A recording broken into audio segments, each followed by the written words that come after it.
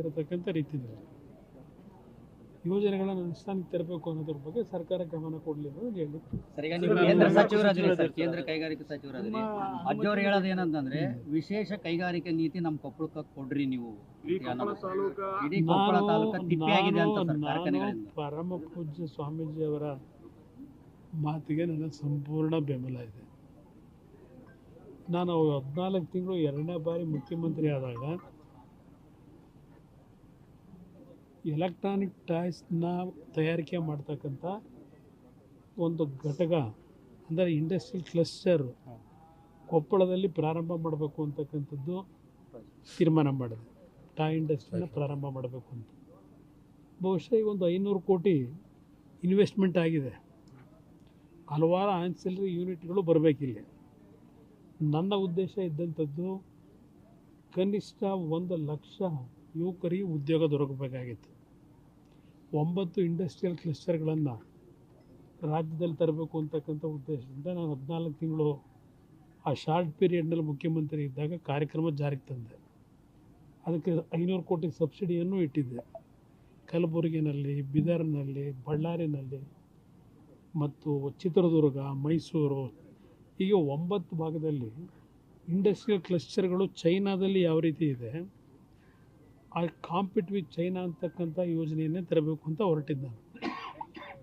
ಇವತ್ತು ಮೊನ್ನೆ ನನಗೆ ಇಲ್ಲಿ ಏನೋ ಒಂದು ಸುಮಾರು 500 ಕೋಟಿ ಈಗಾಗಲೇ ಈ ಟಾಯ್ನ ಇಂಡಸ್ಟ್ರಿಗೆ ಇನ್ವೆಸ್ಟ್ಮೆಂಟ್ ಮಾಡಿದ್ದಾರೆ, ಬಂದಿದ್ದರು. ಇವತ್ತು ಪ್ರಧಾನಮಂತ್ರಿಗಳು ಹಲವಾರು ಬಾರಿ ಹೇಳಿದ್ದಾರೆ, ಇವತ್ತು ಎಂಟೈರ್ ವರ್ಲ್ಡಲ್ಲಿ ಟಾಯ್ ಇಂಡಸ್ಟ್ರಿಯ ಒಂದು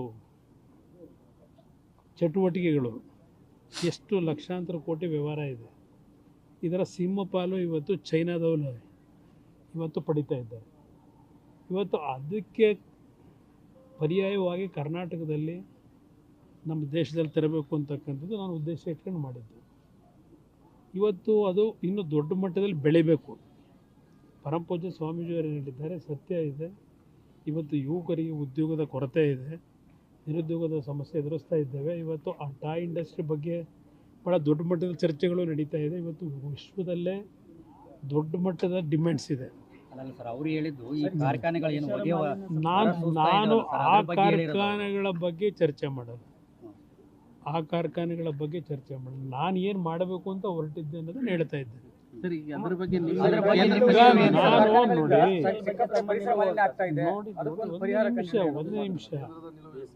ಒಂದು ನಿಮಿಷ. ಈಗ ದೇಶದಲ್ಲಿ ಸ್ಟೀಲ್ ಪ್ರೊಡಕ್ಷನ್ ಮಾಡ್ತಕ್ಕಂಥ ಹಲವಾರು ಕಾರ್ಖಾನೆಗಳಿದ್ದಾವೆ. ಇವತ್ತು ನಮ್ಮ ಸ್ಟೀಲ್ ಅಥಾರಿಟಿ ಆಫ್ ಇಂಡಿಯಾದಿಂದ ದೇಶದ 5 ದೊಡ್ಡ ಮಟ್ಟದ ಕಾರ್ಖಾನೆಗಳು ನಡೀತವೆ. ಆದರೆ ಅಲ್ಲಿ ನಾನೇನು ಈಗಾಗಲೇ ವಿಸಿಟ್ ಮಾಡಿದ್ದೇನೆ. ಉದಾಹರಣೆಗೆ ಬಿಲಾಯ್ ಸ್ಟೀಲ್ ಪ್ಲ್ಯಾಂಟ್ ಇರ್ಬೋದು, ಅಲ್ಲಿಂದ ನಿಮ್ಮ ರೂರ್ಕೆಲಾ ಇರ್ಬೋದು, ಜಿಂದಾಲ್ಗೆ ನಾನು ಹೋಗಿಲ್ಲ. ನಮ್ಮ ಕಾರ್ಖಾನೆಗಳು ನಾನು ಹೇಳ್ತೇವೆ, ಸರ್ಕಾರದಿಂದ ನಾವೇ ನಡೆಸ್ತಾ ಇದ್ದೇವೆ.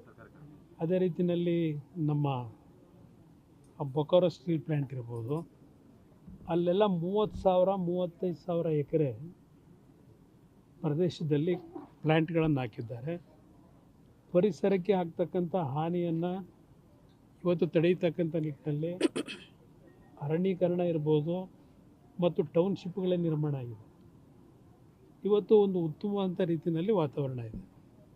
ಅದಕ್ಕೆ ಪೂರಕವಾದಂಥ ರೀತಿಯಲ್ಲಿ ಸರ್ಕಾರ ತೀರ್ಮಾನ ಯಾವುದೇ ಒಂದು ಕಾರ್ಖಾನೆಗಳನ್ನು ತರಬೇಕಾದ್ರೆ ಪರಿಸರಕ್ಕೆ ಹಾನಿ ಆಗದೇ ಇರತಕ್ಕಂಥ ರೀತಿಯಲ್ಲಿ ಇವತ್ತು ಸರ್ಕಾರ ಕ್ರಮ ತೆಗೆದುಕೋಬೇಕಾಗ್ತದೆ. ನಗರಕ್ಕೆ ಹತ್ತಿಕೊಂಡೇ ಅದು ವಿಸ್ತರಣೆ ಅದಕ್ಕೆ ಅಂಥದನ್ನು ಸರ್ಕಾರ ಯೋಚನೆ ಮಾಡಬೇಕು.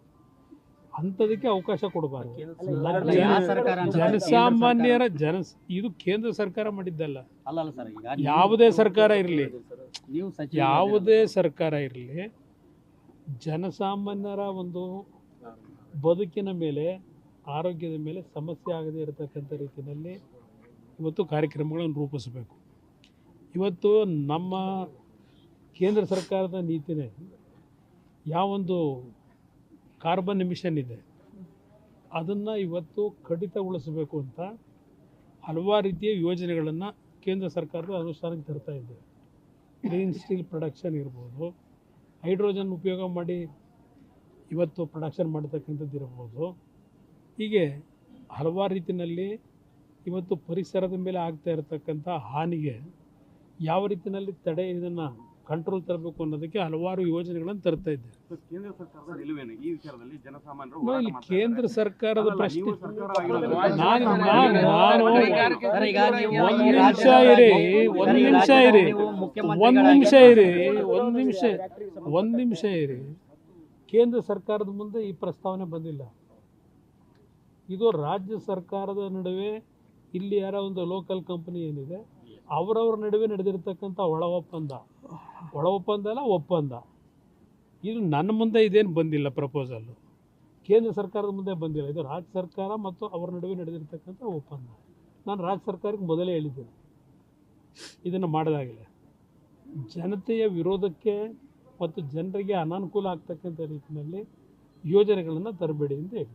ಸರ್, ಜನ ಹೋರಾಟಕ್ಕೆ ಇದೇನು? ಸ್ಪಂದನೆ ಕೊಡ್ತೀರಾ ಈ ವಿಚಾರದಲ್ಲಿ? ಇಲ್ಲ, ಈಗ ನಮ್ಮ ಪಕ್ಷವೇ ಜೊತೆಯಲ್ಲಿ ಬೆಂಬಲ, ಸ್ವಾಮೀಜಿಯವರ ಅಲ್ಲ, ಜೊತೆಯಲ್ಲಿ. ನಿಮ್ಮ ನಿಲುವೇನಂತ? ಈಗ ನಿಮ್ಮ ನನ್ನ ನಿಲುವೇನಂತ? ಪಕ್ಷ ಇದರಲ್ಲಿ ಭಾಗವಹಿಸಿದ ಮೇಲೆ ವೈಯಕ್ತಿಕ ನನ್ನ ನಿಲುವು ಸರ್, ಅದೇ ನೀವು ಈ ತಾನೇ. ರಾಜ್ಯದ ಈಗ CM ಆಗಿ ಕೆಲ್ಸ ಮಾಡಿದವರು, ನಾನು ಕೇಂದ್ರ ಸಚಿವರಾಗಿ ಕೆಲಸ ನಾನು ಮಾಡ್ತಾ ಒಂದು ಇದ್ದೀರಿ. ನಿಮಿಷ, ನಾನು ಒಪ್ಪಿಗೆ ಕೊಟ್ಟ ಮೇಲೆ ಸ್ವಾಮೀಜಿಯವ್ರ ಜೊತೆಯಲ್ಲಿ ಹೋರಾಟಕ್ಕೆ ಹೋಗಿದ್ದೆ. ನನಗೆ ಅವ್ರದ್ದೆಲ್ಲ ವಿಷಯ ಬೇಡ. ಮೇಕೆದಾಟು ಪಾದಯಾತ್ರೆಗೆ ಚಿತ್ರರಂಗ ಸಾಥ್ ನನಗೆ ಅದರ ಬಗ್ಗೆ ಚರ್ಚೆ ಮಾಡೋದ್ರಲ್ಲಿ ಅದರ ಅವಶ್ಯಕತೆ ಇಲ್ಲ. ಈಗ ಅವರಿಗೆ 338 ಸ್ಥಾನ ಕೊಟ್ಟಿದ್ದಾರೆ. ಯಾರು ಬೆಂಬಲ ಕೊಟ್ಟರೆ ಬಿಟ್ಟಿರೋದು ಪ್ರಶ್ನೆ ಇಲ್ಲ. ರಾಜ್ಯದ ಜನ ಅವರಿಗೆ ಸಹಕಾರ ಕೊಟ್ಟಿದ್ದಾರಲ್ವಾ, ಅಧಿಕಾರ ಅವ್ರ ಕೈನಲ್ಲಿದೆ. ಏರ್ಪಡಿಸೋದಕ್ಕೆ ಹಲವಾರು ರೀತಿಯ ತಜ್ಞರಿದ್ದಾರೆ, ಮಾಡ್ಕೋತಾರೆ. ಇವ್ರು ಏನು ಕೆಲಸ ಮಾಡಬೇಕು ಮಾಡಲಿ. ಮತ್ತೊಂದು ಕಡೆ ಡಿ ಕೆ ಶಿವಕುಮಾರ್ ಅವರು ತಮ್ಮ ವರಿಷ್ಠರಿಗೆ ಅಕ್ಟೋಬರ್ 31 ಡೆಡ್ಲೈನ್ ನನಗೆ ಕೊಟ್ಟಿರ್ತಾರೆ. ಅವ್ರ ಪಕ್ಷಕ್ಕೆ ಸೇರಿರ್ತಕ್ಕಂಥ ವಿಚಾರ, ಅದ್ರ ಬಗ್ಗೆ ನಾನು ಯಾಕೆ ತಲೆ ವಿಜೇಂದ್ರ ಅವರು ರಾಜಕೀಯ ಕ್ಷಿಪ್ರ ಬೆಳವಣಿಗೆಗಳಾಗ್ತಾವ ಅಂತ ಹೇಳಿರ್ತಕ್ಕಂಥದ್ದು ಸರ್. ಆ ತರ ವಾತಾವರಣ ರಾಜ್ಯದಲ್ಲಿ ಇದೆನಾ ಸರ್? ಗೊತ್ತಿಲ್ಲ ಅವ್ರು ಯಾವ ದೃಷ್ಟಿಯಲ್ಲಿ ಹೇಳಿದ್ದಾರೋ. ಅವರು ಒಂದು ರಾಷ್ಟ್ರೀಯ ಪಕ್ಷದ ರಾಜ್ಯ ಘಟಕದ ಅಧ್ಯಕ್ಷರಿದ್ದಾರೆ. ರಾಜ್ಯದಲ್ಲಿ ಹಲವಾರು ರೀತಿಯ ಬೆಳವಣಿಗೆಗಳು ನಡೀತಾ ಇದೆ ಕಳೆದ ಒಂದು ವರ್ಷದಿಂದ. ರಾಜ್ಯದ ಜನತೆಯ ಸಮಸ್ಯೆಗಳಿಗೆ ಏನು ಸ್ಪಂದನೆ ಆಗಬೇಕು ಅದರ ಬಗ್ಗೆ ಯಾರ್ದು ಚಿಂತನೆ ಇಲ್ಲ. ಏನು ಅಭಿವೃದ್ಧಿ ಆಗಬೇಕು ಅದರ ಬಗ್ಗೆ ಚಿಂತನೆ ಇಲ್ಲ. ಇಲ್ಲಿ ನಮ್ಮ ಮುಂದೆ ಇವತ್ತು ಪ್ರಮುಖವಾಗಿ ನಾವು ಕಾಣ್ತಾ ಇರತಕ್ಕಂಥದ್ದು ಓನ್ಲಿ ರಾಜಕೀಯದ ಬೆಳವಣಿಗೆಗಳು. ಅವರ ಬಗ್ಗೆ ಇವ್ರ ಬಗ್ಗೆ ಅವರು ಚರ್ಚೆಗಳು ನಡೀತಾ ಇದೆ. ಈಗ ಉದಾಹರಣೆಗೆ ನಿಮ್ಮ ಪಕ್ಕದ ಬಳ್ಳಾರಿ ಜಿಲ್ಲೆಯಲ್ಲಿ ಬಾಣಂತಿನ ಸಾವುಗಳು ನಿರಂತರವಾಗಿ ನಡೀತಾನೆ ಇದೆ. ಅದರ ಬಗ್ಗೆ ಚಿಂತೆ ಇಲ್ಲ. ಇವತ್ತು ಚಿಂತೆ ಯಾರಿಗೂ ಇಲ್ಲ. ಇವತ್ತು ಹಲವಾರು ಭಾಗದಲ್ಲಿ ಕಳೆದ ವರ್ಷ ಬೆಳೆ ನಷ್ಟ ಆಗಿದೆ, ಅತಿವೃಷ್ಟಿ ಅನಾವೃಷ್ಟಿನಲ್ಲಿ. ಇವತ್ತವ್ರಿಗೆ ಪರಿಹಾರನ ಕಾಣಲಿಲ್ಲ, ಕೊಡಲಿಲ್ಲ ಯಾರಿಗೂ. ಇದು ಯಾವುದೋ ಚರ್ಚೆ ಇಲ್ಲ. ಈಗ ಕಲ್ಯಾಣ ಕರ್ನಾಟಕದ್ದೇ ಹೇಳಿದೆ 5,000 ಕೋಟಿ ಘೋಷಣೆ ಮಾಡಿ 5 ರೂಪಾಯಿ ಕೊಟ್ಟಿಲ್ಲ. ಇದ್ರ ಬಗ್ಗೆ ಯಾರು ಚಿಂತೆ ಮಾಡ್ತಾ ಇಲ್ಲ. ಇಲ್ಲಿ ನನಗೆ ಬೇಕಾಗಿರೋದು ರಾಜಕೀಯದ ಬೆಳವಣಿಗೆಗಳು ಬೇರೆ, ಕ್ಷಿಪ್ರ ಕ್ರಾಂತಿಗಳು ಅವೆಲ್ಲ ಯಾವಾಗ ನಡೀಬೇಕೋ ನಡೀತಾ ಇರ್ತದೆ. ಇದರಲ್ಲಿ ಯಾವುದೂ ಏನು ಶಾಶ್ವತ ಅಲ್ಲ. ಆದರೆ ಜನ ಕೊಟ್ಟಂಥ ಅಧಿಕಾರವನ್ನು ಜನರ ಒಂದು ಬದುಕಿನ ಜೊತೆ ಚೆಲ್ಲಾಟ ಆಡಿದೆ ಕೆಲಸ ಮಾಡ್ತಕ್ಕಂಥ ನಿಟ್ಟಿನಲ್ಲಿ ಸರ್ಕಾರಗಳು ನಡೀಲಿ ಅನ್ನೋದು.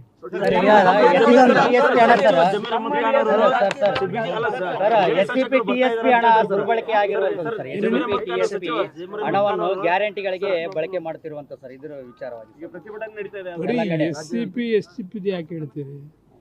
ಎಲ್ಲ ರೀತಿ ದುರ್ಬಳಕೆ ಅಂತ ಹೇಳಿದೆ. ಅದಕ್ಕೆ ಅಲ್ಲ, ಎಲ್ಲ ರೀತಿ ದುರ್ಬಳಕೆ ಆಗೋಗಿದೆ.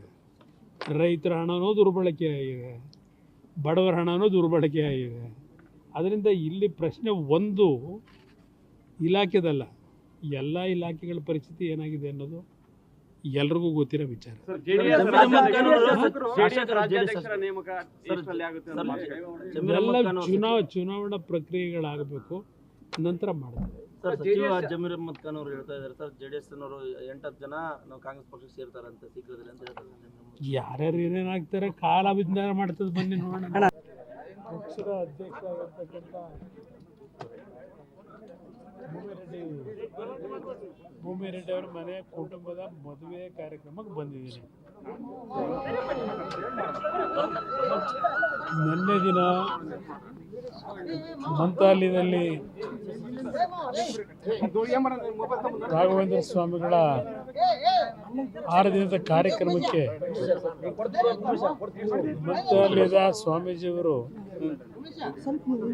ಕಾರ್ಯಕ್ರಮದಲ್ಲಿ ಭಾಗವಹಿಸ್ತಕ್ಕಂಥ ಆಹ್ವಾನ ಕೊಟ್ಟಿದ್ರು. ಅದರ ಹಿನ್ನೆಲೆಯಲ್ಲಿ ಮಂತ್ರಾಲಯಕ್ಕೆ ಭೇಟಿ ಕೊಟ್ಟು ಗುರುಗಳ ಆಶೀರ್ವಾದವನ್ನು ಪಡೆದು ಇವತ್ತು ಮದುವೆ ಕಾರ್ಯಕ್ರಮದಲ್ಲಿ ಭಾಗವಹಿಸಿ ಬೆಂಗಳೂರಿನಲ್ಲಿ ಪಕ್ಷದ ಕಾರ್ಯಕರ್ತರ ಸಭೆ ಇದೆ, ಪ್ರಮುಖರ ಸಭೆ ಕರೆದಿದ್ದೇವೆ. ಒಂದು ಈ ಸನ್ನಿವೇಶದಲ್ಲಿ ಬಹುಶಃ ರಾಜ್ಯದಲ್ಲಿ ಹಲವಾರು ರೀತಿಯ ರಾಜಕೀಯದ ಬೆಳವಣಿಗೆಗಳು ನಿರಂತರವಾಗಿ ನಡೀತಾ ಇದೆ. ನಾನು ಅದು ಯಾವುದರ ಬಗ್ಗೆಯೂ ಚರ್ಚೆ ಮಾಡಲಿಕ್ಕೆ ಹೋಗೋದಿಲ್ಲ, ಅದರ ಅವಶ್ಯಕತೆಯೂ ಇಲ್ಲ. ನನಗೆ ಕಾಂಗ್ರೆಸ್ ಪಕ್ಷಕ್ಕೆ 138 ಸ್ಥಾನ ಕೊಟ್ಟಿದ್ದಾರೆ ನಾಡಿನ ಜನತೆ. ಈಗಾಗಲೇ 2 ವರ್ಷಗಳು ಅವಧಿಯನ್ನು ಮುಗಿಸ್ತಕ್ಕಂಥ ಸಮೀಪಕ್ಕೆ ಬಂದಿದ್ದಾರೆ. ಪ್ರತಿನಿತ್ಯ ಗ್ಯಾರಂಟಿಯ 5 ಕಾರ್ಯಕ್ರಮದ ಭಜನೆಯನ್ನು ಹೊರತುಪಡಿಸಿ ಮತ್ತು ಕೇಂದ್ರ ಸರ್ಕಾರವನ್ನು